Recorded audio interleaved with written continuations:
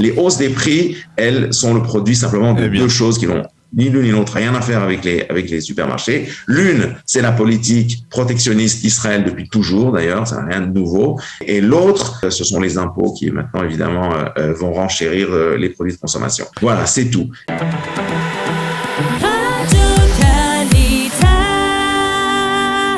Amir Weitman, bonjour, Boker Tov. Bonjour, Boker Tov. Merci d'être avec nous ce matin. Je le rappelle, vous êtes le président du groupe des libéraux au sein du Likoud. Et nous souhaitions parler avec vous ce matin de la politique économique et sociale, on va dire, du gouvernement. On a beaucoup parlé ces dernières semaines autour du budget de l'État, de l'augmentation des prix, en particulier des denrées alimentaires. On a parlé de ces informations sur des cartels que les grandes chaînes commerciales, en particulier dans le cas précis Supersal et Strauss, avait formé pour essayer de faire grimper les prix artificiellement. Quelle est votre approche à ce niveau-là? Est-ce que véritablement il y a là, de la part du gouvernement, une nouvelle politique économique et sociale par rapport à celle que nous avait à laquelle nous avait habitué le gouvernement de Binyamin Netanyahou? Non, alors je pense que je suis très critique pour le gouvernement actuel dans tout un tas de domaines, mais pas spécifiquement dans le domaine économique, dans la mesure où je pense que pour l'instant, dans les grandes lignes, la politique du gouvernement s'inscrit en fait dans la continuité des gouvernements précédents. Je pense que le budget qui est passé particulièrement, alors je ne sais pas comment on appelle ça en français, le Chok HaEsderim. Oui, la loi des réformes qui vise à financer les réformes sur plusieurs années, c'est cela, on va dire comme ça. Voilà, donc c'est une loi qui est toujours votée en même temps que le budget. Alors voilà, pour le coup, le Chok HaEsderim est en fait à peu près, on va dire, un copier-coller de ce qui avait été prévu pour l'année dernière, qui évidemment n'avait pas passé à cause des circonstances politiques. Mais dans l'ensemble, il n'est pas dramatique. Alors il est un peu décevant parce que voilà, on avait des espoirs en début de l'été que les réformes allaient aller beaucoup plus loin. En fin de compte, le gouvernement a rétro-pédalé il a simplement eu peur des lobbies comme d'habitude, et donc il a rétro-pédalé sur tout un tas de sujets. Est-ce exact, Amir, par exemple, de dire que, comme le dit Lieberman, que c'est le budget le plus social de l'histoire de l'État d'Israël? Et bon, ça c'est de la rhétorique à deux balles, ça veut rien dire. Donc, juste simplement pour diviser la question en deux. Donc là, je pense que la loi de réforme dans l'ensemble va dans la bonne direction. Dans la mesure où, comme je disais, c'est à peu près dans la continuité du précédent gouvernement. Il y a de nouvelles réformes qui étaient prévues, qui sont en tout cas partiellement mises en œuvre. Et voilà, c'est pas parfait, mais dans l'ensemble, je pense que c'est pas mal. Bien. Maintenant, en revanche, le côté strictement budgétaire, c'est-à-dire le côté de l'argent, pas du côté des réformes structurelles de l'économie israélienne, mais le côté budgétaire, lui, pour le coup, alors il est vraiment pas bon du tout. Il est même étonnamment mauvais, pour être franc, dans la mesure où il y a beaucoup trop d'argent qui est sorti, alors que nous sommes dans une période où on sort de la corona. On n'est même pas encore vraiment sorti, d'ailleurs, complètement de la corona.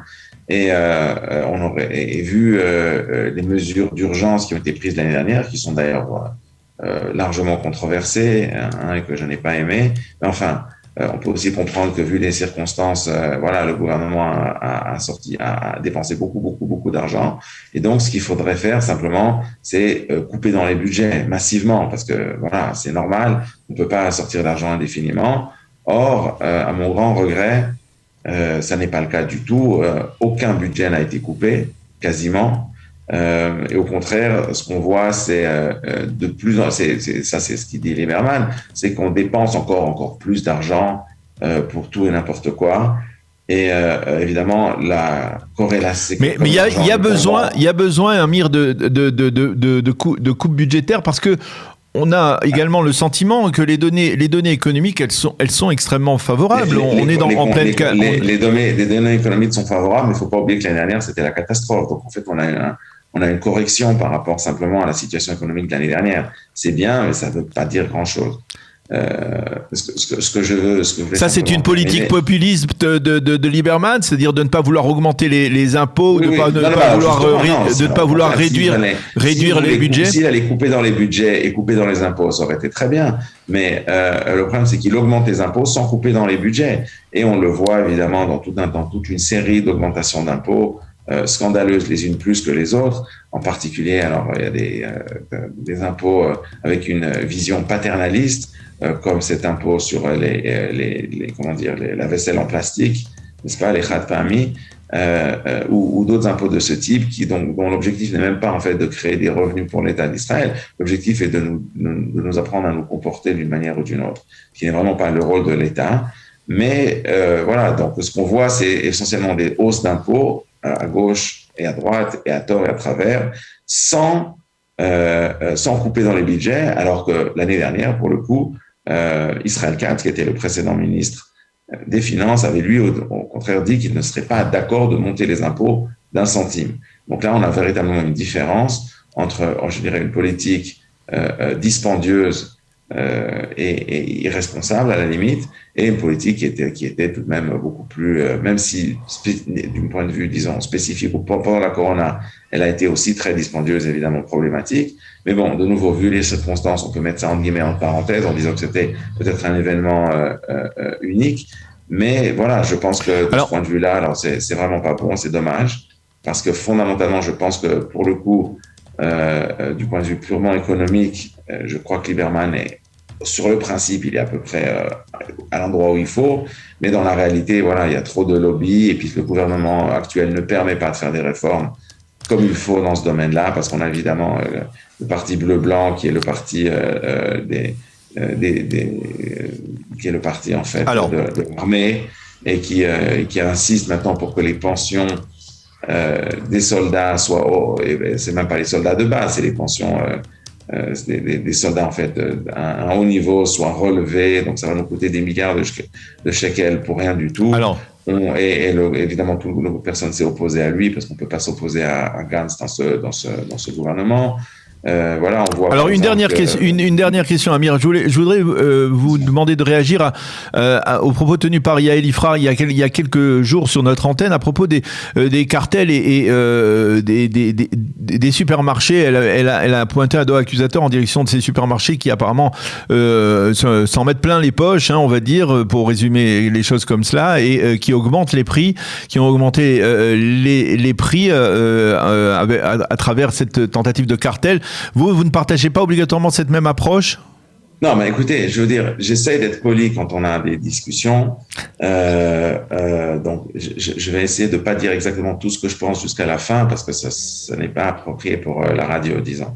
Mais voilà, c'est ridicule et c'est n'importe quoi, pour être poli. N'est-ce pas?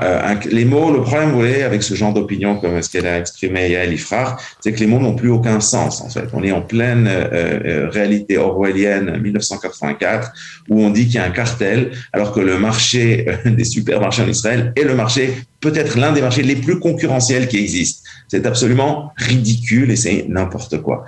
Tout le monde le sait. Il y a des chaînes de supermarchés à n'en plus finir. Alors, on connaît tous Supersal, on connaît tous Rami Levi, on connaît tous Osherad, on connaît tous Yenot Habitan, on connaît tous Victory, et puis on connaît tous les macolettes qu'il y a à chaque coin de rue, qui sont faits des petits supermarchés, y compris d'ailleurs des chaînes de macolettes comme Mayan Alpine pour les Jérusalémites, n'est-ce pas, qui connaissent tous certainement très bien, et d'autres, il y en a des dizaines des chaînes comme ça. Et donc, il y a des dizaines, voire des centaines de chaînes de supermarchés de macolotes en Israël, et qui sont extrêmement concurrentielles, qui se sont à couteau tiré sur les prix, qui fonctionnent avec des marges extrêmement fines, et j'invite n'importe qui simplement à aller voir à la bourse, parce que ce sont des choses qui sont publiques, n'est-ce pas, les résultats de toutes les sociétés et quelles sont leurs marges sur le long terme. Et quand on va regarder ça, on va se rendre compte qu'il s'agit d'un marché ultra concurrentiel.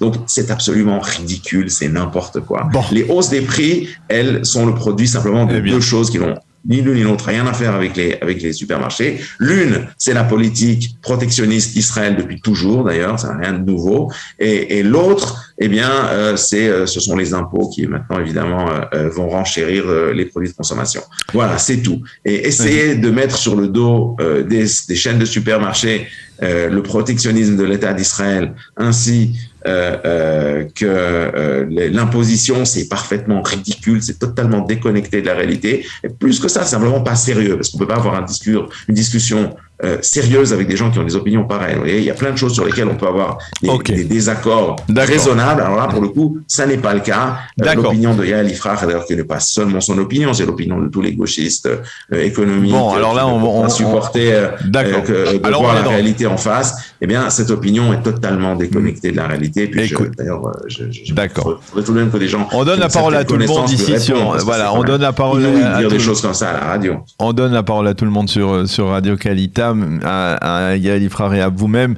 Amir, merci d'avoir été avec nous ce matin. Bonne journée, à bientôt. Bonne journée, au revoir.